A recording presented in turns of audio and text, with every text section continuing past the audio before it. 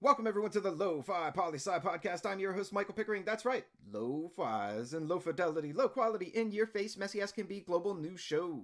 Here we're going to talk about that famous question: what's going on in the world today? It's Tuesday, Lo-Fi Nation, and you know what that means. It's time for Tuesday's Top 10 list. Every Tuesday, we look at global indicators and surveys to see what countries hold the top 10 rankings in particular categories. We'll cover things like GDP, GDP per capita, HDI, Gini, largest populations, largest countries by size, happiest countries, and more. And if you're unsure what some of those things mean, no worry, Lo-Fi Nation. We'll cover what each of them mean before jumping into the list. And today's top 10 list we get from World Atlas Statistics, most populous cities on Earth. Numbers rounded for ease of use. And to the list we go, coming in at number 10, Osaka, Japan, with 19.3 million people. Number 9, Dhaka, Bangladesh, with right under 19.6 million people. Number 8, Beijing, China, with right over 19.6 million people. Number 7, Mumbai, India, with right under 20 million people. Number 6, Cairo, Egypt, with right over 20 million people. Now for our bottom 5 most populous cities in the world. Number 5, Mexico City, Mexico, at 21.6 million people.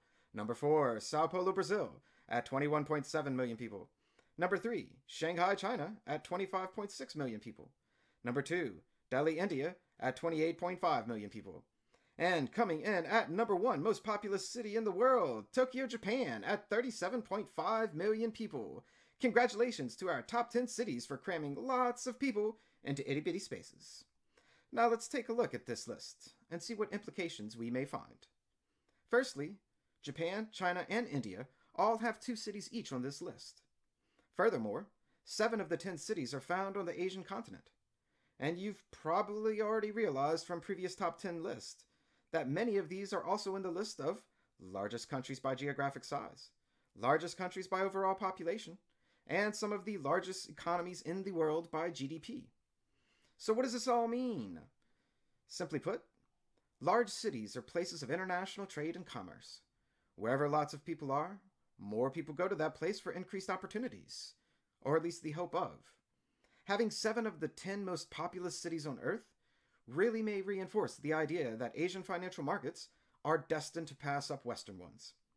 The financial centers like New York and London could easily shift in the future to be Shanghai and Tokyo, both already major financial centers on the world stage.